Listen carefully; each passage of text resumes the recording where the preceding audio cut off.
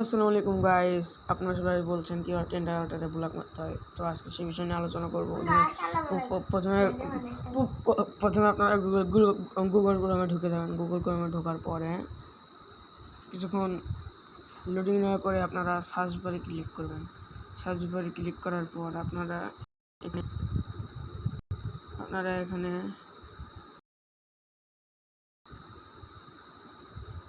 Search করবেন। আপনারা search করবেন 192.168.0.1। সার্চ করার পর কিছুক্ষণ লোডিং নেবে।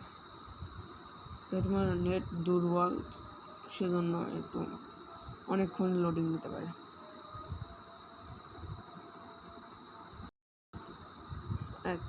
লোডিং নেওয়ার পরে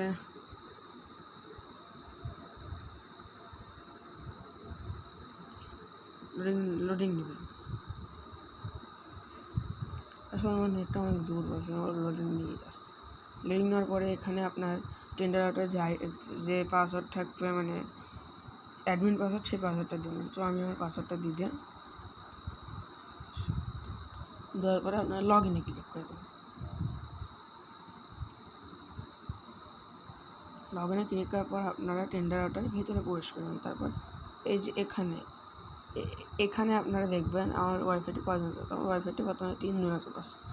এখান থেকে আপনি চাইলে এখানে টিপ মেরে এখানে ওকে করে দিলে ব্লক হয়ে যাবে। দেখেন এখানে ব্লক হয়ে গেছে। তারপর আনব্লক করার জন্য আবার এখানে টিপ মেরে আবার এখানে ওকে করে দিলে